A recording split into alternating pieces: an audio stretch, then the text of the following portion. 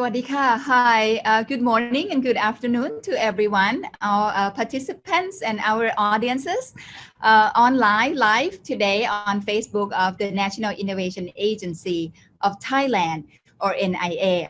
Let me first introduce myself. My name is Teresa Matawapan. I'm the Deputy Executive Director of NIA, or National Innovation Agency of Thailand. Today, we are very honored to have this webinar. This webinar is now today co-organized with Thailand and also Austria, and we would have very interesting issue and topic.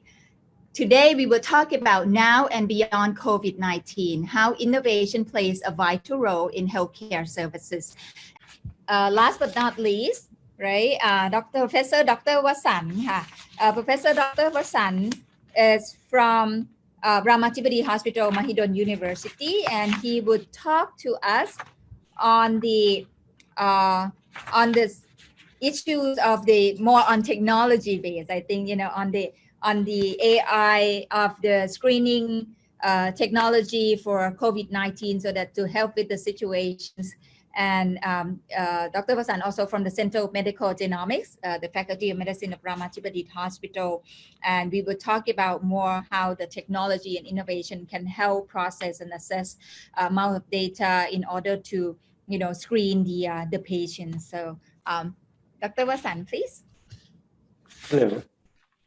Let me share my screen. ได้ค่ะ Okay. All right, we can see it. Okay. At first, I thought that I would share to you just only one innovation, but it turned out that I come up with 5, and then you can see within 15 minutes. And I really like another ambassador from Vienna that mentioned that the COVID-19. If you look at the positive side, it turned out to be like a catalyst to help us to come up with many innovation. So what I'm working is in the Center for Medical Genomics. Mostly I deal with the sickness to wellness based on the genomic testing, meaning that we come close to the atom level, which are composed of carbon, hydrogen, oxygen, nitrogen, and phosphate. I'm talking about the DNA.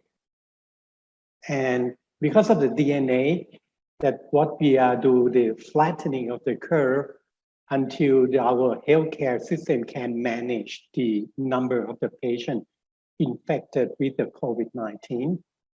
So all the 5 innovations taken to fight COVID-19, which effectively one is the direct sequencing, meaning that you do the sequence from the swab, from the viral transport medium directly to see because you need to see your enemy clearly. This is the best. And then the second innovation is mass array genotyping. It's not the whole genome. We have the information from whole genome and we design the array, which is more faster, cheaper. For the direct sequencing is more or less like you have to deal with 29,000 base, but for the mass array, you are looking for just only 36. And that's it was, you can do it within 24 hours because the people is dying. You have no time left. And we also do the genotyping on about million variant on the whole genome. And I don't have much time to talk about the genotyping on the human who are infected with the COVID-19.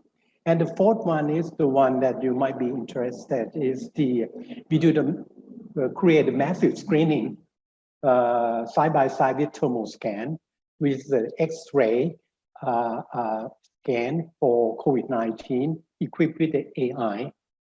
And that portable X-ray equipped with the AI need to come along with what you call the metagenomics next generation sequencing, which is you have to because for the AI, what they can tell you is the pneumonia. And what kind of pneumonia is, we have to prove or train the AI based on information that do the sequence from the specimen that I will tell you later on. Let's take a look at the direct sequencing, meaning that you sequence the virus from the transport medium, from the swab that took it from the patient. We can make it efficiently because of we have the Thai scientists during the January returning home during the COVID-19 outbreak. We gather the group and create what you call COVID-19 Network Investigation Alliance. Here is all the faces of the people. They have like Mahidol University, various departments, Oxford, that now join hands with the Tropical Med, Mahidol University, Konkan University, Armed Forces Research Institute of Medical Science, the US, but located in Thailand, Department of Disease Control, Ministry of Public Health. And we sequence roughly 300 and more, and submit to GSA. GSA is more or less like a data bank. And then we can monitor our, how do you call it, the clade or perhaps strain to make understand easily, compare with all the clade throughout the world. This is very important. So you can see that we have been hard hit in January, and then with many reasons that Dr. Daniel told you already, in May, the virus just simply disappeared from the Kingdom of Thailand. Now, if you would like to have a sample, we have to go to the state quarantine. And if you look closely, month by month, in January, we received the clade B from China. And then about February, we have 8.6, which is local clade created from the pub, bars, and boxing stadium. It's the local, and you cannot find this clade in anywhere except Thailand. But now we proudly present that we share to Japan and Singapore a little bit, not much. And then about nearly March, we received B.1, B.1.1. This is a clade from Europe and Africa to Thailand. And fortunately, in May, it totally disappeared. If you look at the people in Thailand without any, how do you call the tribal history board, we can summarize according to the sequence that we have an 8.6 or clade S, about nearly 58%. 8.6 created from, as I told you, from pub, bar, and boxing stadium. And the second most would be B.1 or clade G, 17.7%. We need to know all the clade for disease control or treatment. And then, as I told you, if you would like to have the virus sample now, you have to go to state quarantine. Now the state quarantine send a sample to us on daily basis. What they would like to know in the state quarantine or alternative state quarantine, ASQ, which is a hotel in Thailand, is when they would like to discharge the people from the hotel or from the private hospital. So the timing is very important. Now there is the debate. In the serial patient, it was estimated that 88% or 95% of their specimen no longer yielded replication competent virus after 10 and 15 days, respectively, following the symptom of onset. What it meant is the according to their technology called PCR, that is like gold standard to detect the virus, we can detect the infectious one last until day 10. And after that, we still can detect the PCR. PCR can be positive, but mostly it turned out to be non-infectious RNA or SARS-CoV-2 RNA. This is why the government have an idea that perhaps Thailand may reduce the COVID-19 quarantine period from 14 to 10 days. Still debatable. During the debatable fine with them, but for me, we developed another innovative technology called mass array genotyping. We genotype the about 36 hotspots on the viral genome.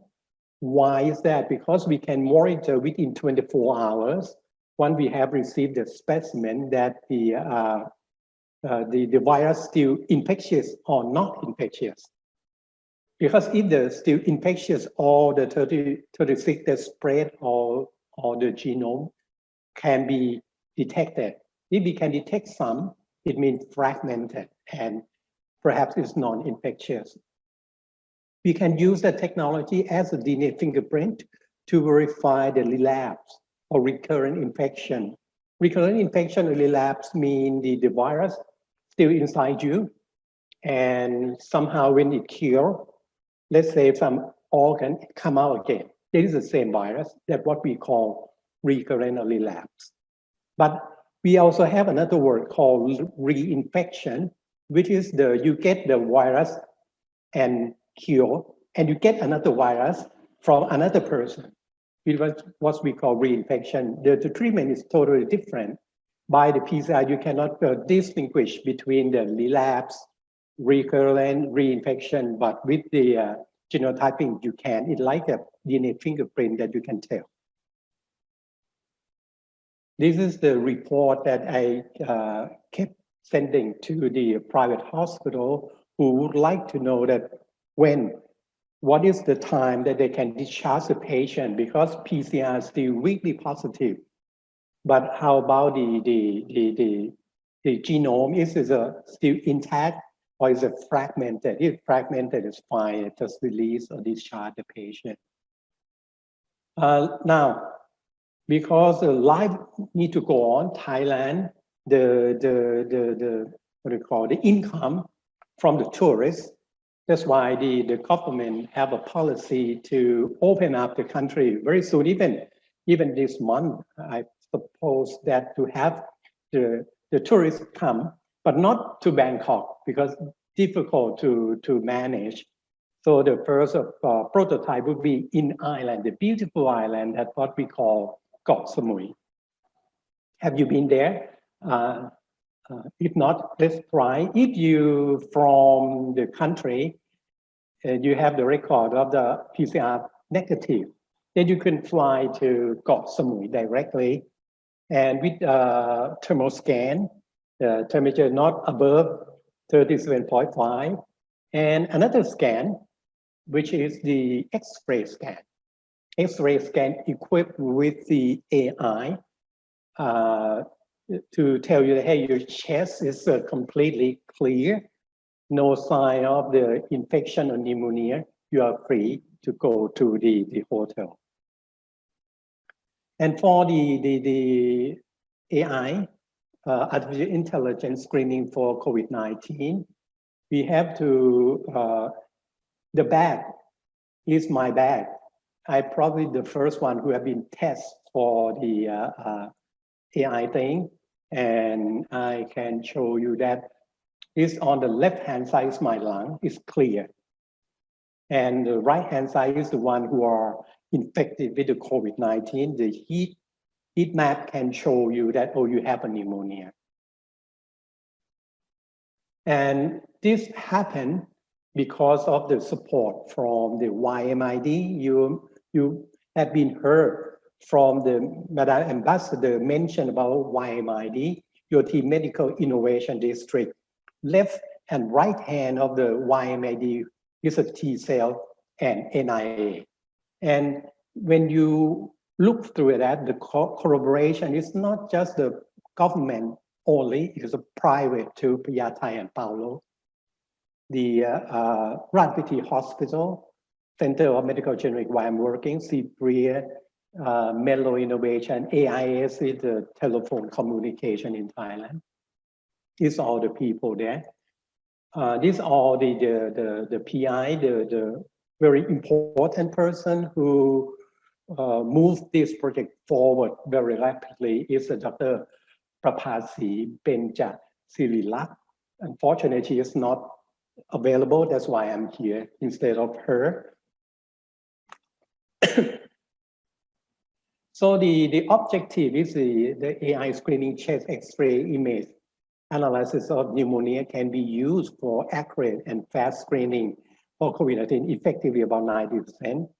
The result of the comparative test analysis, chest X-ray, diagnosis using AI and diagnosis of the radiologists were not different because radiologists are the best actually. However, when you have a massive infection or the many people coming toward your hospital, you cannot handle it with human. And radiologists is not many in Thailand. That's why you need AI, at least to pre-screening. If any suspected, then radiologists will follow. That would be possible for the massive screening. And finally, the portable artificial intelligence based on X-ray in the screening of the pneumonia risk group for COVID-19 were statistically significant. That's why we doing phase 1 about 200, phase 2 1,000, and now we in phase 10,000, and the outcome is very good. Let's say for only the phase 1, the sensitivity is 0.9, specificity 0.7, accuracy 0.8. And this phase 2, we can have the data upload to the cloud server, and from the cloud server can send the data back to the original within a few minutes. And the server would be, the cloud server would be in Thailand. And the phase 3 is now, we are working on it at 10,000. And what I work closely with the AI equipped with the X-ray, portable X-ray is the AI will read and give the heat map about 15 disease. 2 of them is the, one is the pneumonia and another one is tuberculosis, where this is an infectious disease. If you look at the pathogen involved with the pneumonia, it can range between bacteria, virus, fungi, rat parasite, and so on. This is why whenever the AI said, hey, there is some positive lesion on the lung, then the swab will be taken and sent to my lab, and then I do the sequence. We call it what we call is we do the metagenomics. Metagenomics meaning that you look at the DNA and RNA in the microenvironment, which is in our cases from the swab. And then this guy, my colleague, they hold what you call the chip that you apply the specimen in there, and this one is the sequencer, and on my left-hand side will be the server for analyze the data. Within 24 hours, we can get the name of the virus, bacteria, archaea, fungi, protozoa, identification of virulent factor, identification of resistant gene. And among that, while I'm doing that, there are 2 samples that are PCR negative, but they have a pneumonia chest X-ray. It turned out there's a COVID-19 there, but very small amount. And this one is very interesting. I sent the information back to the patient sorry, not the patient, the doctor, the clinician who take care of the patient. That would be all the 5 innovations, ladies and gentlemen.